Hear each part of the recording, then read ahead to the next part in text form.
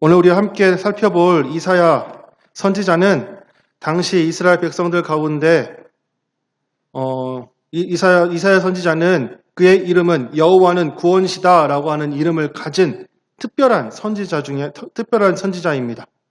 신학자 제롬이라고 하는 신학자는 이사야를 가리켜서 선지자 중에 가장 복음적인 선지자다라고 이야기할 만큼 이사야는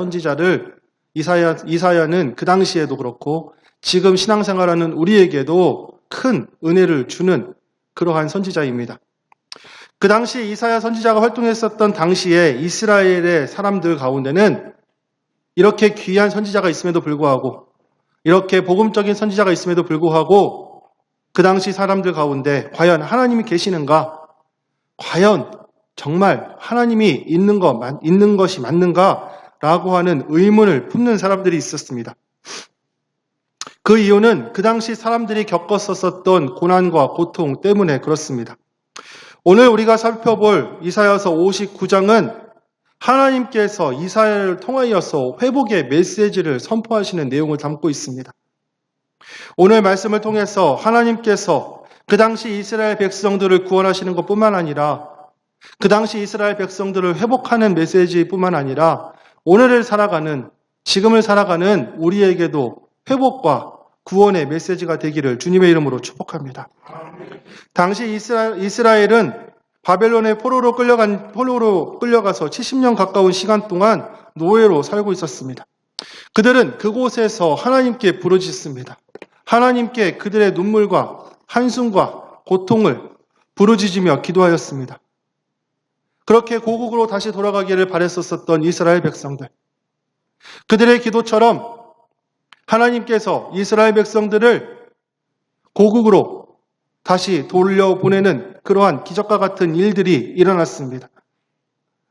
고레스 칙령으로 인하여서 그들이 하나님 앞에 응답받아서 고향 땅으로 돌아왔지만 돌아온 고향 땅에는 그곳에는 본인들이 상상하지도 못했던 일들이 일어나고 있었습니다. 본인의 고향들은 황폐한 땅이 되어졌으며 그 땅은 더 이상 사용할 수 없는 폐허와 같은 땅이 되어졌습니다.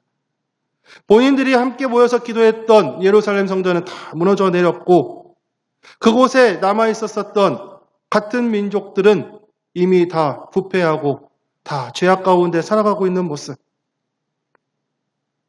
차라리 이곳으로 돌아오지 말걸 하라는 생각도 하는 사람도 있었을 것이며 하나님께서는 왜 응답을 늦게 하셔서 왜 응답을 이때 하셔서 이렇게 폐허가 된 땅으로 돌아오게 하시는가? 과연 하나님이 살아계시다면 이것이 과연 하나님의 응답이 맞는가? 이 땅이, 이 예루살렘이 정말 하나님이 계시는 곳이 맞는가? 이스라엘 백성들은 우리 민족이 이렇게 고통을 당하고 하소연하며 처절하게 기도하였는데 하나님이 왜 우리에게 이러한 응답을 주시는가? 라고 하며 과연 하나님은 있는 것인가? 아니, 하나님이 있다라고 하더라도 그의 손이 짧고 구원하지 못하는 분이 아니신가? 그는 귀가 둔하여서 우리의 기도를 제대로 듣지 못하시는 분이 아니신가? 지금 내 상태를 제대로 보지도 못하시고 다른 신보다 힘이 약하고 다른 신보다 능력이 없어서 이것밖에 되지 않는 응답을 주시는 분이 우리 하나님이신가? 지금 이스라엘 백성들은 지금 당하고 있는 이 고통을 외부에서 그 원인을 찾고 있습니다. 그 탓이 누구 탓이다? 하나님 탓이다. 하나님 때문이다. 심리학자 프로이드는 사람이 마음의 평정이 깨트리는 사건이 내적으로 혹은 외적으로 발생하였을 때 그 발생한 불안감을 이기고자 자신의 초자아의 위협을 당한다라고 하는 경보가 울리면 반응적으로, 무의식적으로 하는 방어 기제가 있는데 그것이 억압, 투사, 반동형성, 고착, 퇴행, 보상이라고 하는 이러한 것들로 자신의 불안함을 외부로 전이시킨다라고 하는 이야기를 하고 있습니다. 그 중에 투사는 자기의 부정적인 충동, 욕구, 감정들을 타인들에게 타인들에게 그것을 전가시키며 남 탓이다, 내 탓이 아니다 라고 하는 것이 바로 이 투사하다라고 하는 것입니다. 이러한 방어 기제를 사용하는 사람들의 공통적인 특징이 있습니다. 문제의 원인이 본인에게 있는데 본인에게서 찾지 않고 그 불안감을 감추기 위하여서 타인에게, 아니면은 외부에, 아니면은 시대에, 아니면은 심지어 조상에게 그 탓을 돌리는 것. 왜 그렇습니까? 진짜 자신의 문제를 보고 싶지 않기 때문에 그렇습니다. 진짜 그 문제가 나에서부터 시작됐다라고 하는 것이 드러나고 나타날까봐 그 자신의 부족한 부분, 연약한 부분을 보고 싶지 않아서 겉으로 나는 현상만을 바라보며 그 현상의 원인이 외부에 있다. 이러한 방어 기제를 볼 수 있는 예가 여러분들 지금도 자주 보시는지 모르겠지만 또 유튜브를 통하여서 끊임없이 반복되어지고 있지만 오은영 박사님께서 진행했던 금쪽 같은 내 새끼에 보면 자녀들의 방어 기제 때문에 힘들어하는 부모들이 찾아와서 상담을 하고 그 진짜 원인이 무엇인지, 그 자녀가 겉으로 그렇게 반항하는 이유가 무엇인지 그 방어 기제를 찾는 것들을 그 프로그램을 통해서 볼 수 있습니다. 오늘 이스라엘 백성들은 이러한 방어 기제를 사용하고 있습니다. 자신의 부정적인 이 상황의 원인을 외부에서 찾고 있는데 그 외부의 탓이 누구 탓이다? 하나님 탓이다. 내가 믿는 하나님이 손이 짧아서, 내가 믿는 하나님이 둔하여서, 귀가 둔하여서, 내가 믿는 하나님이 무기력하고 이 시대에 맞지 않아서, 내가 믿는 하나님은 구닥다리 신이어서, 내가 믿는 하나님은 인간의 연약함으로 만들어낸 가짜 신이라고 생각하고 있어서 그렇게 자신의 문제를 돌아보는 것이 아니라 외부의 원인을 찾는 이스라엘 백성들을 향하여서 하나님께서는 이사야를 통하여서 이사야 선지자를 통하여서 하나님의 마음을 전달하고 있습니다. 하나님께서 말씀하십니다. 여호와의 손이 짧아 구원하지 못하심도 아니요 귀가 둔하여 듣지 못하심도 아니라 오직 너희 죄악이 너희와 너희 하나님 사이를 갈라 놓았고 너희 죄가 그의 얼굴을 가리어서 너희에게서 듣지 않으시게 함이니라. 이스라엘 백성들의 진짜 문제는 무엇입니까? 그들의 진짜 문제는 열심히 기도하는 것, 그것이 아니라 그들의 진짜 문제는 그들이 기도할 상태가 아니었다고 하는 것. 그들이 아무리 외부에서 그 문제를 찾으려고 하여도 하나님께서는 이스라엘 백성의 영적 상태를 지적하시며 말씀하십니다. 그들의 영적 상태가 어떻습니까? 죄로 가득한 상태입니다. 3절과 4절에 계속 3절에 보면 하나님께서 이렇게 말씀하십니다. 이는 너희 손의 피에 너희 손가락이 죄악에 더러워졌으며 너희의 입술은 거짓을 말하며 너희의 혀는 악독을 낸다. 그 당시 이스라엘 사람들의 영적 상태가 어떠한가? 그들의 삶의 모습은 어떠한가? 첫 번째, 너희 손의 피에 너희의 손가락에 죄악으로 더러워졌다라고 얘기를 하고 있습니다. 하나님께서는 단지 이스라엘 백성들의 죄악, 그 살인과 폭력을 지적하시는 것이 아닙니다. 나는 죄짓지 않았습니다. 나는 내 손에 타인의 피를 묻히지 않았습니다. 라고 말하는 사람들이 있을지 모르지만 하나님께서는 타인에 대하여 무관심하고 방치하고 피 흘리도록 놔두는 것, 무관심한 것, 그것도 죄다라고 말씀하십니다. 이사야서 1장 말씀에 보면 1장 16절과 17절에 보면 너희는 스스로 씻으며 스스로 깨끗하게 하여 내 목전에서 너의 악의 행실을 버리며 악행을 그치고 선행을 베풀며 정의를 구하며 학대받는 자를 도우며 고아를 위하여 신원하며 과부를 위하여 변호하라. 하나님께서는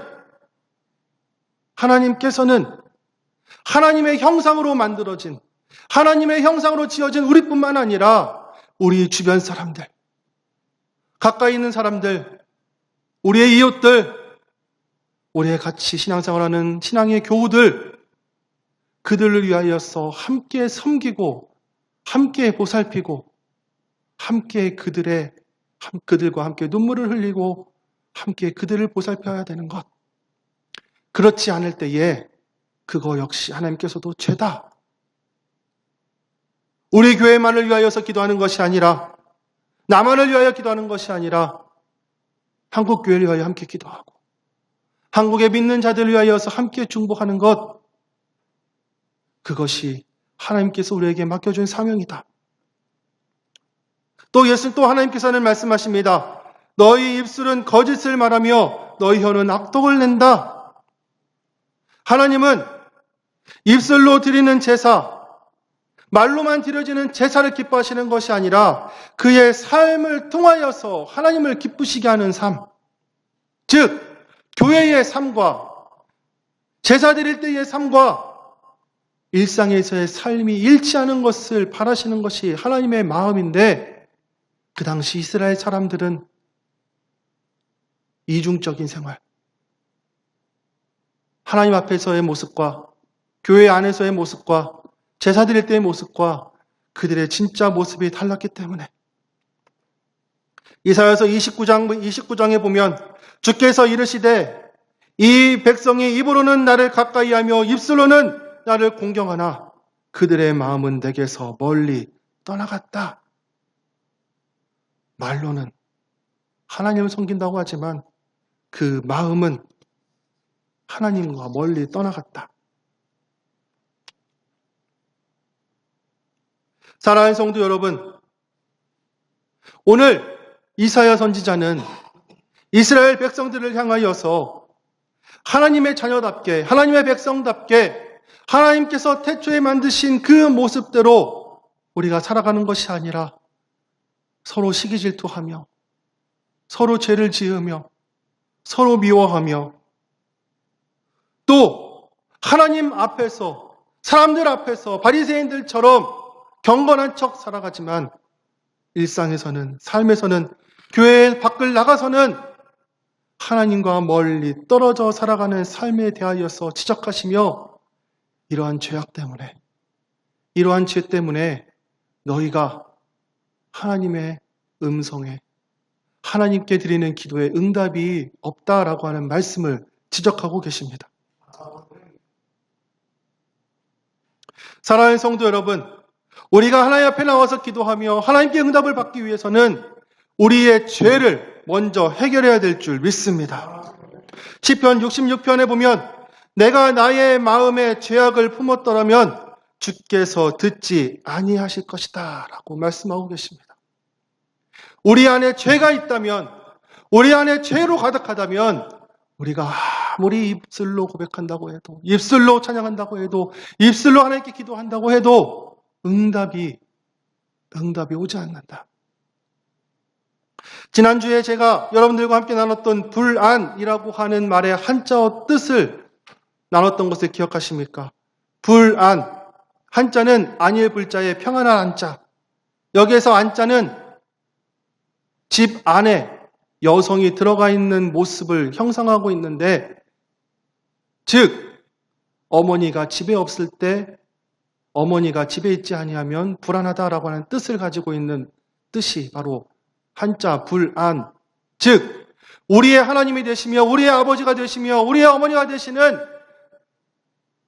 우리의 참 하나님께서 우리 안에 있지 않을 때 우리가 겪는 고통이 바로 불안이다.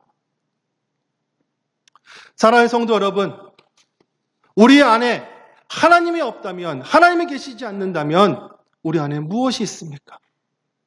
우리 안에 무엇이 가득합니까?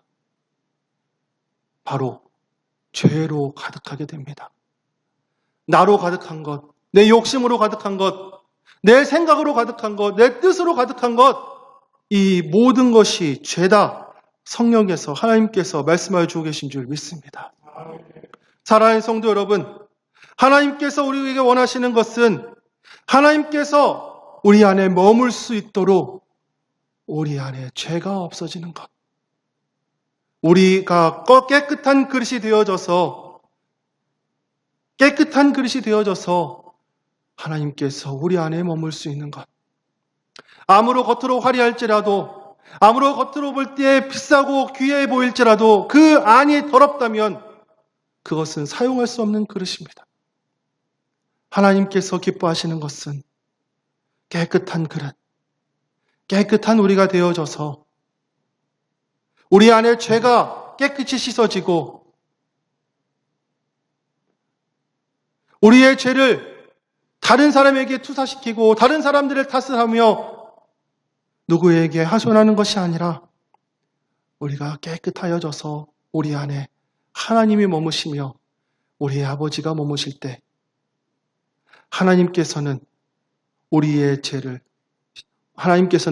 기도에 응답하여 주실 줄 믿습니다. 잠언 28장 13절에 보면 자기의 죄를 숨기는 자는 형통하지 못하나 죄를 자복하고 버리는 자는 불쌍히 여김을 받으리라.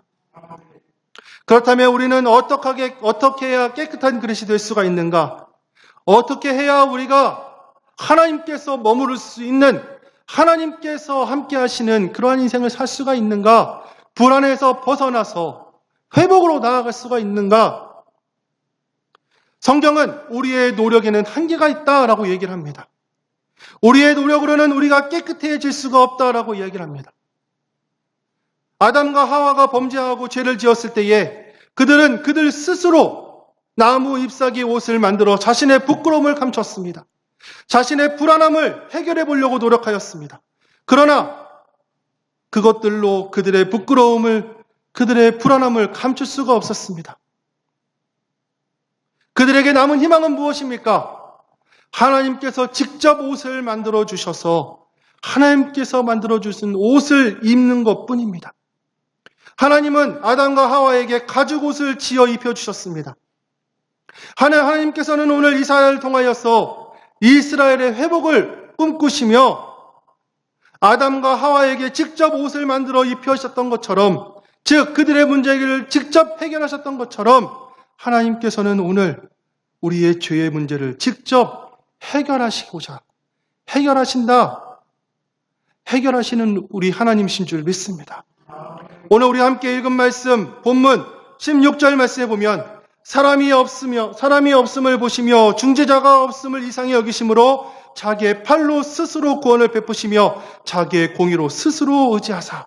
즉, 이 말씀은 하나님께서 스스로 중재자가 되어주셔서 스스로 하나님께서 우리의 구원자가 되신다라고 하는 그러한 뜻을 가지고 있습니다.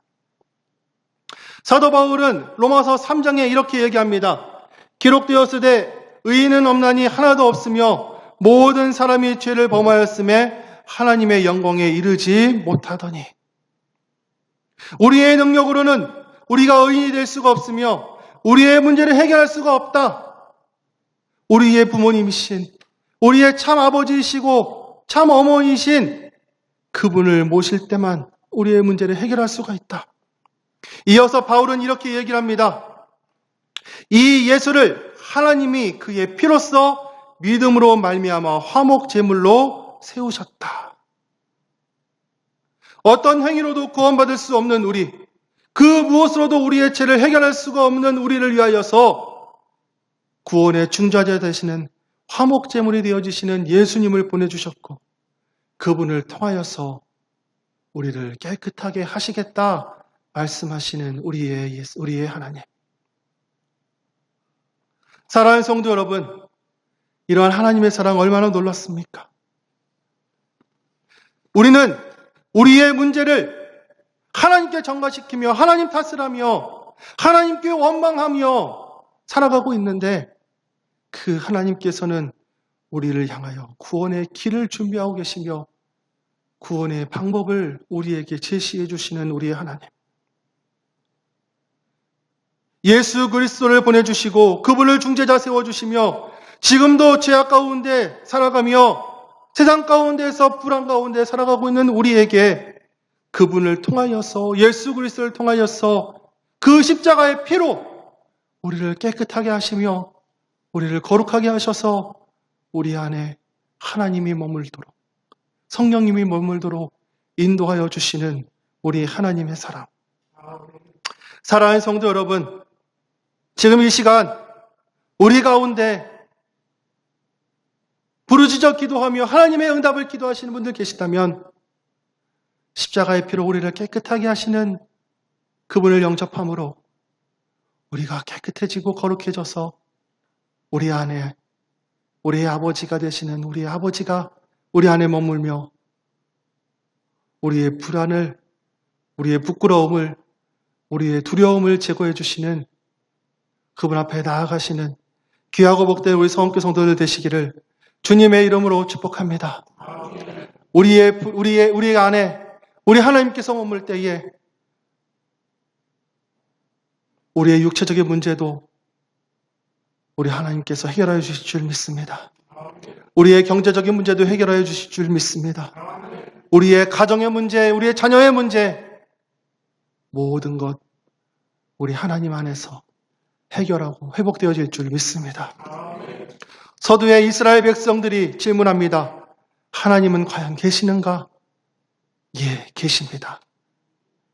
그분이 우리의 죄를 해결하여 주시며 중재자 되시는 예수 그리스도를 통하여서 우리가 하나님 앞으로 나아갈 수 있도록 인도하고 계시는 그 하나님은 지금도 살아계시며 과거에도 살아계셨고 앞으로도 살아계시며 우리와 늘 동행하시는 그 하나님, 그 하나님과 그 하나님 앞에 기도하며 나아갈 때에 우리를 회복시켜 주실 주님을 기대하시며 우리의 죄를 자백하고 주님 앞에 나아가시는 귀하고 복된 우리 성교 성도들 되시기를 주님의 이름으로 축복합니다.